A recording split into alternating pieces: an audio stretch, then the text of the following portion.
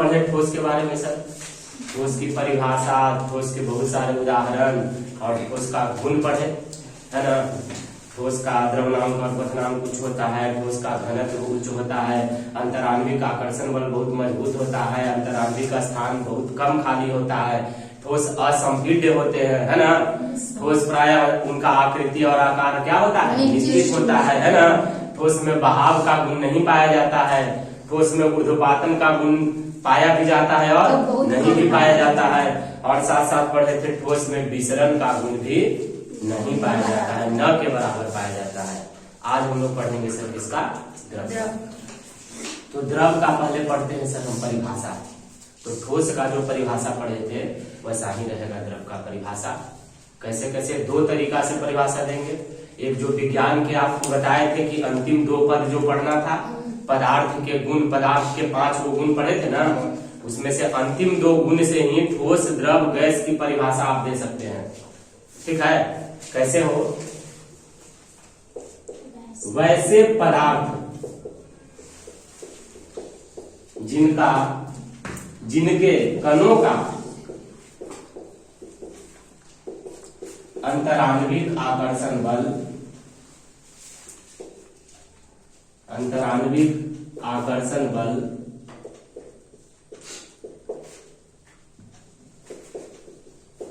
ठोस की अपेक्षा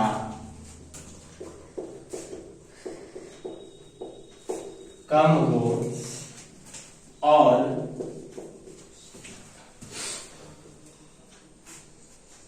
अंतराण्विक स्थान ज्यादा रिक्त हो, उसे हम द्रव कहते हैं।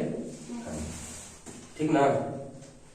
वैसे पदार्थ जिनके कणों का अंतराण्विक आकर्षण बल किसकी अपेक्षा, ठोस की अपेक्षा कम हो। आकर्षण बल कणों के बीच का जो है बल जो रहता है, जिसके कारण कण एक दूसरे से बंधे रहते हैं, वह कैसा हो, कम हो।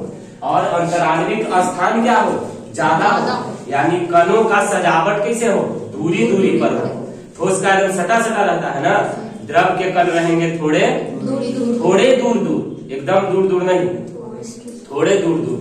तो ऐसे पदार्थों को हम क्या कहेंगे सर, यानी जिनका कण जो है एकदम सटा हुआ ना हो, जिनका कण क्या हो, दूर दूर हो। अब कणों के बीच का आकर्षण बल, जैसे समझिए कि 2 आदमी के बीच का दूरी बढ़ते जाएगा, या 2 पदार्थ के बीच का दूरी बढ़ते जाएगा, तो उसके बीच लगने वाला बल भी धीरे धीरे क्या होते जाएगा, कम होते जाएगा। आई बात समझ में। यह हो गया आपका ठोस का परिभाषा, दो वाला गुण के आधार पर। दूसरा का परिभाषा है ना, वैसे पदार्थ जिनका आयतन तो निश्चित हो, आयतन क्या हो, निश्चित हो, लेकिन आकार अनिश्चित हो। आकार क्या हो, यानी निश्चित न हो, आकार अनिश्चित। वैसे पदार्थ जिनका आयतन तो निश्चित हो लेकिन आकार अनिश्चित हो, उन्हें हम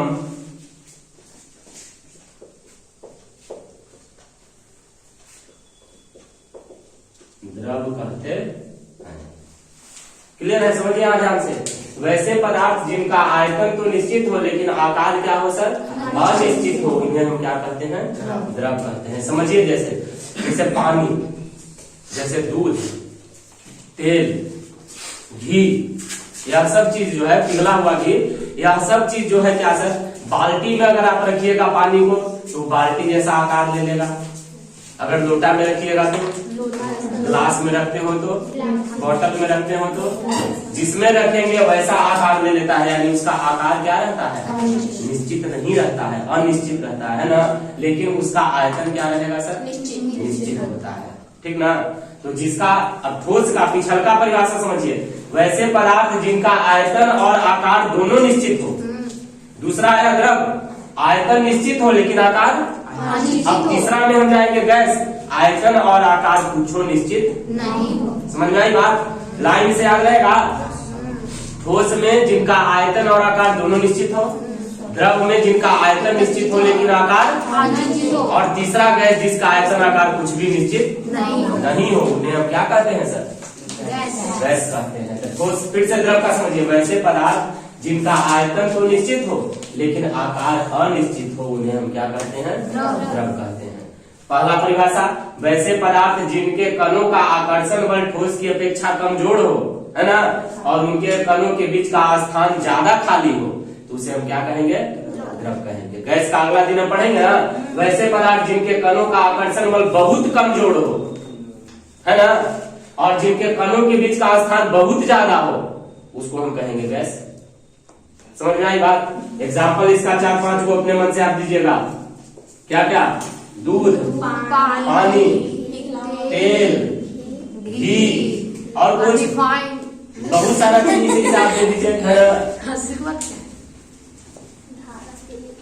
अच्छा से एक बार और समझाएंगे वो पॉइंट। वैसे पदार्थ जिनके कणों का अंतराण्विक आकर्षण बल ठोस की अपेक्षा कमजोर हो। अब ठोस, द्रव, गैस तीनों का जब आप तुलना कीजिएगा ना, तब तीनों आपको ज्यादा बढ़िया से समझ में आएगा। कैसे समझ में आएगा? कह रहा है कि कहीं पर द्रव रखा हुआ है, पानी, जैसे यहीं पर पानी गिर गया, पानी द्रव है ना, तो पानी का कण जो है सर, एक एक कण छोटा छोटा जो हमको नहीं दिखता है, वो कणों के बीच में आकर्षण बल रहता है, ठीक ना, न ज्यादा रहता है और न कम रहता है। माने इतना कम नहीं रहता है कि पानी का कण जो है एक दूसरा को छोड़ दे। माने पानी का जो सतह होता है, सरफेस जितना में पानी है, जैसे यहाँ पर गैस है तो अपने से उड़ जाता है ना, कण पता नहीं चलता है कहाँ गया। यहाँ पर पानी रखा रहता है, अपने आप चारों ओर वो चला जाता है, जमने ढलका रहता है वहीं जाके, लेकिन अपने लेवल में माने पानी ऐसे बंद करके ऐसे होकर के रह जाता है, रहता है ना। लेकिन गैस क्या होता है सर? एक एक कण उसका अलग अलग, क्यों? क्योंकि उसका अंतराण्विक आकर्षण बल क्या होता है? बहुत कमजोर होता है। समझे बात? तो पानी का होता है सर अंतराण्विक आकर्षण बल कमजोर, लेकिन ठोस से कमजोर होता है। इतना कमजोर नहीं कि पानी का कण जो है उसके सतह को छोड़ करके अलग हो सके। समझे बात? इसीलिए जो है वो बस इधर उधर अपने एरिया भर में ही इधर उधर उसके कण जो है क्या होते रहते हैं? घूमते रहते हैं। समझे बात? यानी कि आगे जब गुण पढ़ेंगे इसका तब और क्लियर होगा। अब लिखिए द्रव के गुण। द्रव के क्या गुण? पहला होती रहता है सर, उसी के तरह सब लाइनें से लिखिएगा तो आकृति एवं, ये तो आप लोग जानते होंगे। द्रव का आकृति क्या होता है सर? निश्चित होता है। द्रव का आकृति और आयतन क्यों होता है? समझे ना? आयतन निश्चित क्यों होता है? क्योंकि उनके कणों के बीच का आकर्षण बल कमजोर तो होता है, लेकिन इतना कमजोर नहीं होता है कि उसके कण अलग अलग बिखर सके, इसलिए उसका आयतन क्या होता है? निश्चित होता है। और आकार निश्चित क्यों नहीं होता है सर? क्योंकि उनके कणों के बीच का जो है आकर्षण बल कमजोर होता है, साथ ही साथ उसके कणों के बीच खाली स्थान होता है, जिसके कारण कण जो है ज्यादा इधर उधर हिल सकते हैं। जगह रहेगा, जैसे आप लोग एक बेंच पर 2 आदमी बैठे हुए हैं तो जगह आपके पास ज्यादा, आप इधर उधर हो सकते हैं। अगर एक बेंच पर 4 आदमी बैठ जाए तो बैठने में कठिनाई होने लगेगी। फिर आप फैल से जिसको बैठना कहते हैं बैठ पाइएगा? नहीं ना, कि हमर है बोले हट, नहीं ना। तो वही बात बता रहा है कि द्रव का आकृति जो है निश्चित नहीं होता है, क्योंकि उनके कणों के बीच में खाली स्थान ज्यादा होता है, तो कण ज्यादा इधर उधर हिलते हैं, जिसके कारण उनका आकार निश्चित बन नहीं पाता है। लिख लीजिएगा ना, ये तो लिखाना नहीं है। चलिए दूसरा गुण बताइए सर। घनत्व। घनत्व का परिभाषा लिखा हुए किए थे, द्रव्यमान बटा कौन चीज? आयतन। घनत्व लिखिएगा, घनत्व अपने से ही भी समझिए। तो ठोस का घनत्व क्या पढ़े थे सर? उच्च होता है। इसका लिखेंगे घनत्व ठोस की अपेक्षा कम होता है, बस इसे लिखिए।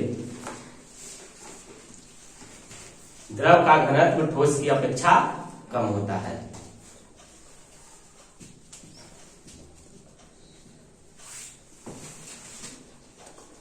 चलिए यहाँ ये सब समझिए, हो गया। तीसरा संपीड्यता ना, लिखिए ठोस भी प्राय द्रव भी प्राय असंपीड्य होते हैं।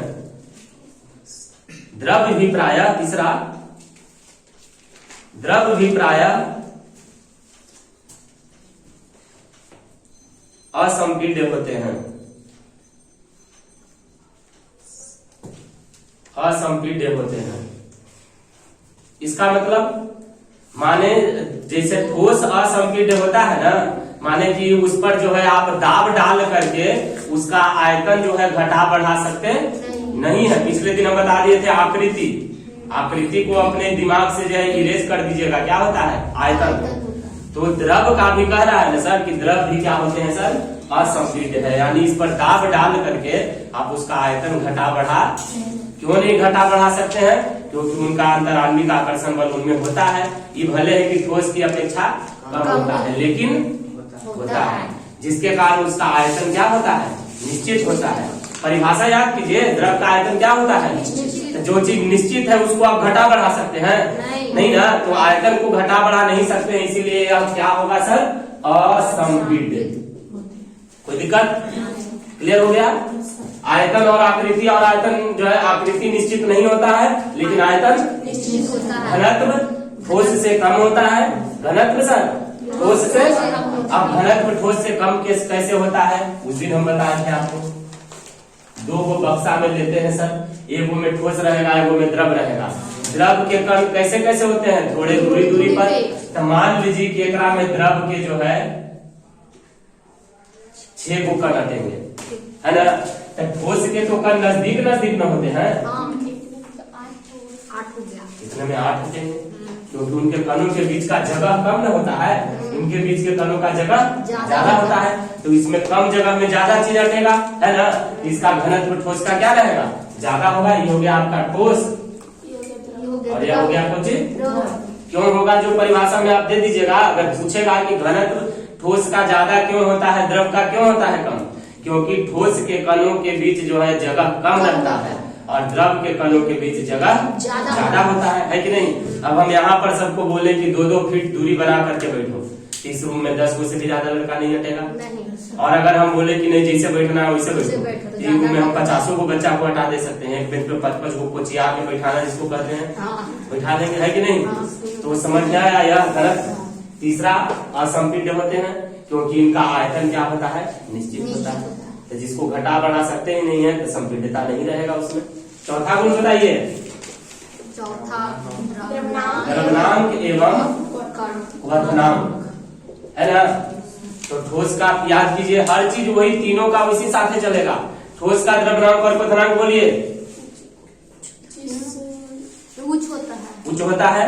तो द्रव का लिखेंगे कि द्रव का द्रव्यनांक और क्वथनांक ठोस से कम होता है। द्रव का द्रव्यनांक एवं क्वथनांक ठोस से कम होता है। और द्रव्यनांक और क्वथनांक का परिभाषा उस दिन लिखवाए थे। क्या होता है सर द्रव्यनांक, जिस टेम्परेचर पर कोई वस्तु जो है द्रव में बदलता है उसको द्रव्यनांक कहते हैं, है ना। और जिस टेम्परेचर पर कोई वस्तु गैस में बदलता है, वाष्प में बदलता है, उसको क्वथनांक कहते हैं, लिखवाए थे ना। और एक होता है सर हिमांक।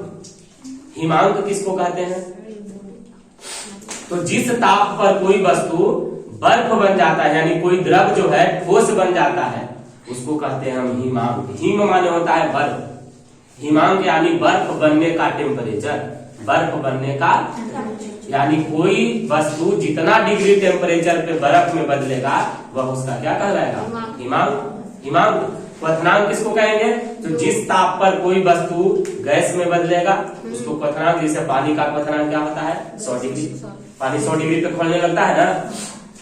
और बर्फ का गलनांक क्या होता है सर, 0 डिग्री। 0 डिग्री से जैसे ऊपर होगा टेम्परेचर, बर्फ पिघलना शुरू हो जाएगा, सब बताए थे ना। तो ये द्रव्यनांक और क्वथनांक के काल लिखिएगा सर, द्रव का, द्रव के द्रव्यनांक एवं क्वथनांक ठोस की अपेक्षा कम होते हैं। क्लियर है ना। चलिए अब अगला गुण क्या था बताइए, है 5वां गुण तरलता। लिखिएगा, द्रव में तरलता का गुण पाया जाता है। देखिए ध्यान से, तरलता मतलब क्या हुआ सर, कि द्रव जो है वो बह सकते हैं। क्या हो सकते हैं? बहना का प्रवृत्ति ठोस में नहीं पढ़े थे कि ठोस में बहने का गुण नहीं पाया जाता है। जिस चीज को यहाँ इसे रख दिए कि अपने से बह सकता है, लेकिन यहाँ पर पानी गिराइए तो अपने से बहने लगेगा। तो तरलता हुई हुआ कि द्रव में बहने का गुण होता है। लिख दीजिएगा, द्रव में बहने का गुण होता है, ठीक ना। छठा कौची? विसरण। विसरण क्या होता है? बोलिए बोलिए जल्दी। विसरण पहले। विसरण, हाँ ठोस में विसरण गुण नहीं पाया जाता। ठीक है, लिखेंगे द्रव में विसरण का गुण पाया जाता है। अब विसरण का मतलब समझाते हैं, समझिए यहाँ विसरण का मतलब लिख दीजिए पहले, मन है आपका तो द्रव में विसरण का गुण पाया जाता है। अभी विसरण क्या है? विसरण का गुण तो पाया जाता है, बड़ी खुशी की बात है। विसरण है क्या? नहीं बताए थे विसरण ठोस का कि एक ठोस दूसरा ठोस में मिल नहीं सकता है। विसरण इतना जल्दी भुला के कर लेंगे। तो द्रव का क्या होता है सर? द्रव में कि एक द्रव दूसरा द्रव में नहीं मिलता है। दूध और पानी को मिलाइए तो विसरण वही ना हुआ सर। कैसे? एकदम द्रव में विसरण का गुण पाया जाता है, यानी द्रव जो है एक दूसरा में घुल मिल जाते हैं। दूध में पानी मिल गया है ना, है सर। एगो शराब मिले थे है ना। तो वैसा गुण जिसके कारण एक द्रव्य दूसरे द्रव्य में चला जाता है उसको विसरण कहते हैं। बताए तो थे, एक द्रव्य के कण किसी दूसरे द्रव नहीं बोल रहे हैं, द्रव्य एक द्रव्य के कण दूसरे द्रव्य के कण में समा जाते हो उसको हम क्या कहते हैं? विसरण, है ना। क्लियर है? सातवां बोलिए सर। प्रसार एवं संकुचन। लिखिए, द्रव में प्रसार एवं संकुचन का गुण पाया जाता है। ठोस में क्या पढ़े थे हम लोग? ठोस में प्रसार एवं संकुचन का गुण नहीं पाया जाता है। द्रव में जो है प्रसार एवं संकुचन का गुण पाया जाता है। अब क्यों प्रसार एवं संकुचन का गुण पाया जाएगा सभी बता सकते हैं? फैलने और सिकुड़ने का गुण प्रसार और संकुचन नहीं हो गया? प्रसार माने फैलना और संकुचन माने सिकुड़ना। तो कोई चीज कब फैलता है? जब किसी को गर्म कर, जब उसको गर्मी देते हैं। हाँ देखो, याद है तनी मनी की। जब किसी चीज को गर्मी दिया जाता है तो क्या होता है? फैलता है। तो आप नॉर्मली देखते नहीं है, पानी को जब आप गर्म करते हैं तो भाप बन के उड़ने लगता है। और संकुचन माने सिकुड़ना। कब सिकुड़ेगा? जब ठंडा रहता है तो, यानी उससे गर्मी हम खींचने लगते हैं, यानी उसको ठंडा करने लगते हैं। तो नहीं देखते हैं पानी को जब आप ठंडा करते हैं तो क्या बन जाता है? सिकुड़ गया, यानी वो क्या बन गया?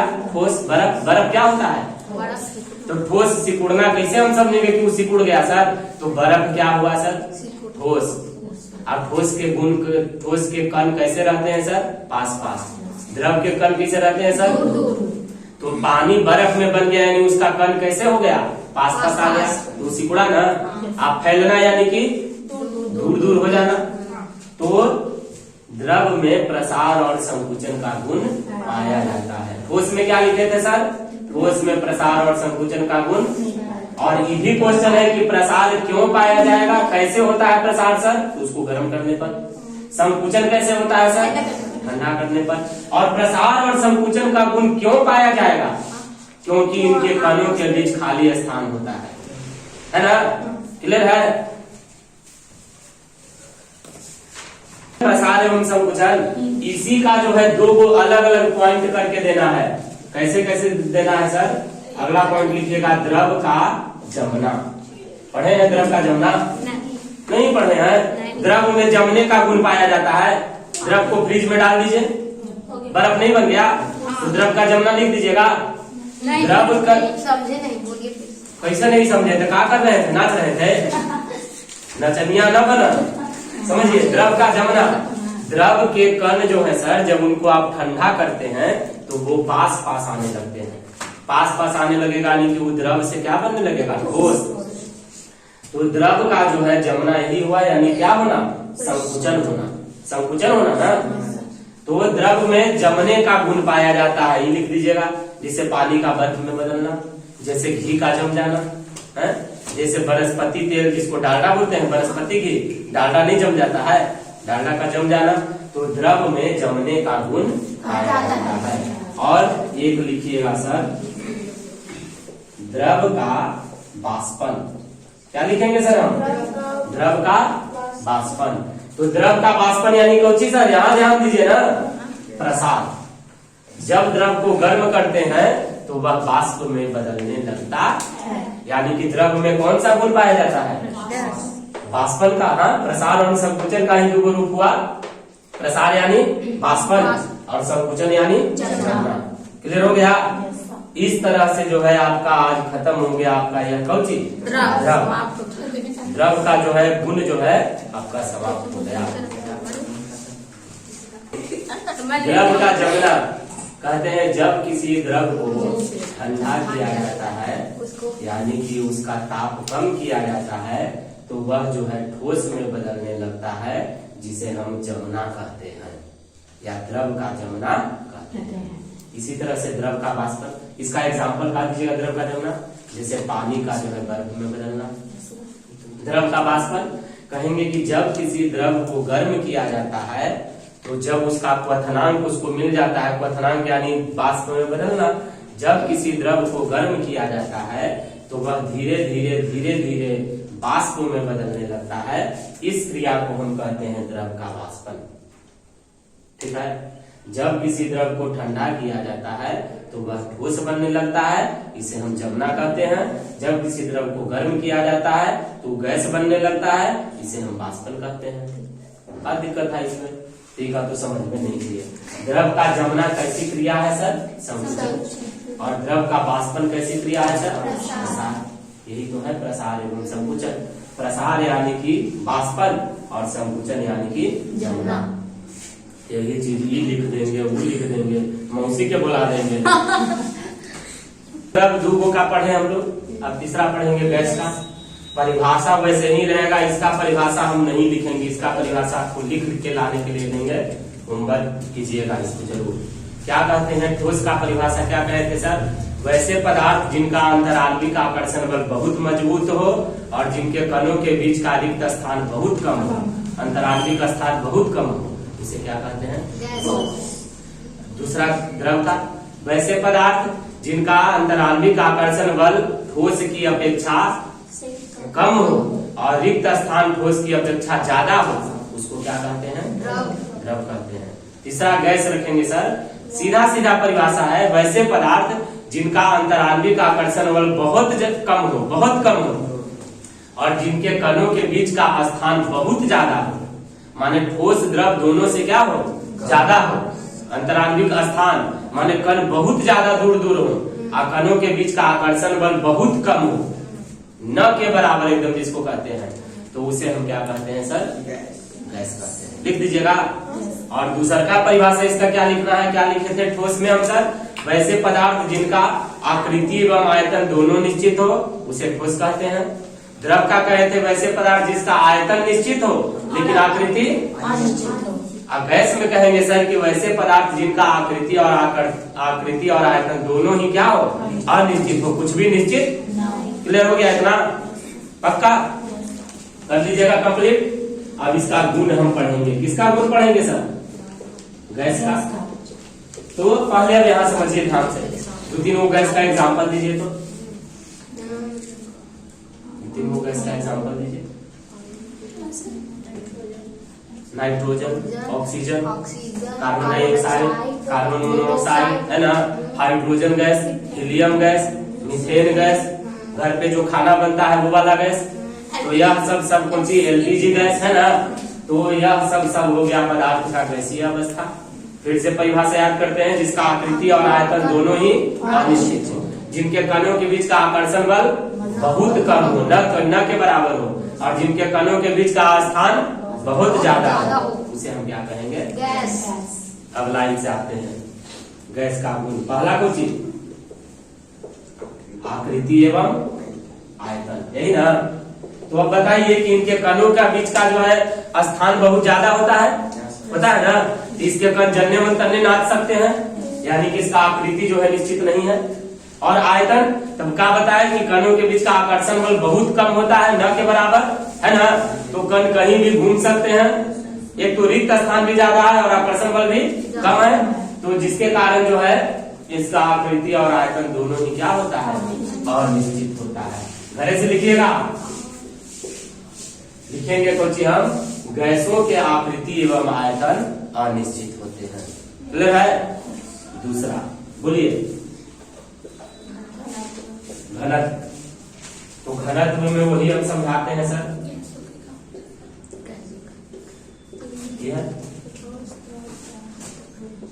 ठोस, द्रव, गैस, ऐसे ही करके समझते हैं। ठोस के कण बहुत पास पास होते हैं सर, द्रव के कण थोड़े दूर दूर और गैस के कण एकदम दूर दूर होते हैं। यानी कि इसमें बहुत सारा कण अभी हट सकता है, इसीलिए क्या बोलेंगे, इसका घनत्व बहुत कम होता है। ठोस का घनत्व बहुत ज्यादा होता है, द्रव का घनत्व ठोस से कम होता है और गैस का घनत्व बहुत कम होता है, बहुत ज्यादा बहुत कम होता है। ठीक है ना। तीसरा गुण बोलिएगा सर, घनत्व लिख दीजिएगा घर से। गैसों के घनत्व अत्यंत क्या होते हैं, कम होते हैं। सिंध हम यहाँ पर दे रहे हैं। तीसरा हम वर्ड पढ़ेंगे कौन सी सर, संपीड्यता। क्या लिखेंगे, संपीड्यता सर। ठोस क्या होते हैं, असंपीड्य, द्रव क्या होते हैं, असंपीड्य, लेकिन गैस क्या होते हैं सर, संपीड्य। गैस क्या होते हैं, संपीड्य होते हैं। संपीड्य होने का मतलब क्या, कि इसका हम आयतन जो है घटा बढ़ा सकते हैं, आयतन घटा बढ़ा सकते हैं। संपीड्यता ही ना होता था, ये हो गया इसका संपीड्यता।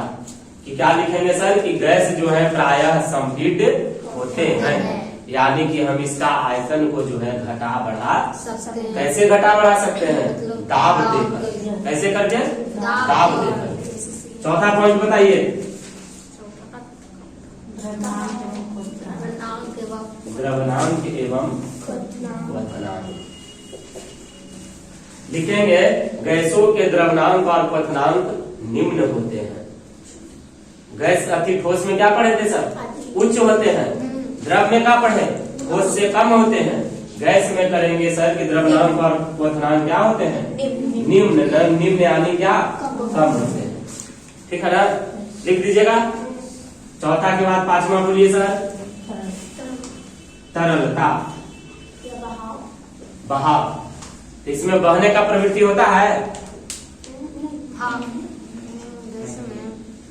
तरलता यानी बहने का प्रवृत्ति। बोलिए जल्दी। नहीं, अब यहाँ हम लोग तरलता है ना, क्या कहेंगे सर, कि ठोस में तरलता पाया जाता है। ठोस में, ठोस बहते हैं, द्रव और गैस वो तो और तेजी से बहेंगे।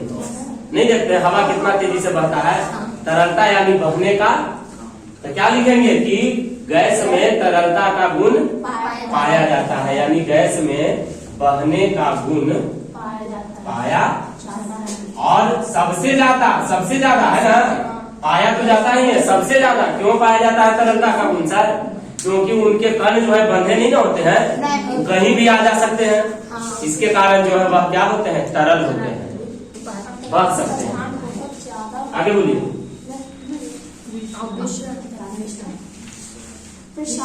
विसरण। विसरण क्या बताए थे परिभाषा अभी, जब किसी पदार्थ के कण जो है दूसरे पदार्थ के कण में मिल जाते हैं तो उसको विसरण का गुण कहते हैं। तो गैस नहीं मिला हुआ रहता है, यहाँ वायुमंडल में जो सैकड़ों गैस मिला हुआ है, हमको दिख नहीं रहा है, लेकिन गैस तो सब मिला हुआ ही रहता है। तो क्या लिखेंगे सर, विसरण। गैसों में विसरण का गुण पाया जाता है। ठीक है ना, पक्का? हाँ पक्का। चलिए अगला बोलिए, 8वां, प्रसार एवं संकुचन। प्रसार माने सर, फैलना, संकुचन माने सर, सिकुड़ना। तो जब उनका आकर्षण बल कमजोर है, यानी उनके कणों के बीच बल है ये नहीं है, तो उसको आप खींच करके फैला सकते हैं और दबा करके सटा सकते हैं, है नहीं। तो प्रसार कैसे होता है सर, होता है। अभी बताए थे गर्म करके। तो गैसों को जब करेंगे गर्म हम तो वो और ज्यादा क्या होंगे, फैलेंगे। और जब गैसों को हम ठंडा करेंगे तो वो क्या ज्यादा होंगे? सीखेंगे। इसीलिए गर्मी के दिन में बैलून में अगर ज्यादा हवा भरा रहता है तो फट जाता है। क्यों?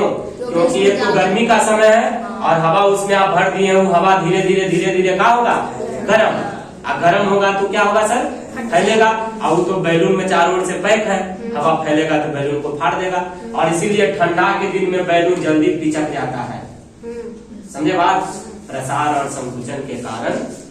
इसीलिए गर्मी के दिन में कहा जाता है कि साइकिल के जो है ट्यूब है उसमें हवा कम भर के रखिए, क्योंकि हवा ज्यादा रहेगा गर्मी के कारण और हवा क्या होगा, फैलेगा तो वो चक्का आपका फट जा सकता है, ट्यूब फट जाएगा। समझे बात? इसीलिए बोला जाता है कि गर्मी में जो है ट्यूब में हवा कम रखिए, ठीक ना। और गर्मी के दिन में बैलून जल्दी फूट जाते हैं। तो प्रसार और संकुचन में क्या लिखेंगे कि गैस में प्रसार और संकुचन का गुण पाया जाता है, ठीक है ना। और कोई गुण है, बोलिए जल्दी। अब तो नहीं है, और कोई गुण नहीं है। अब फिर हम देखने लगेंगे गुण, बताइए 7 को हुआ, बोलिए।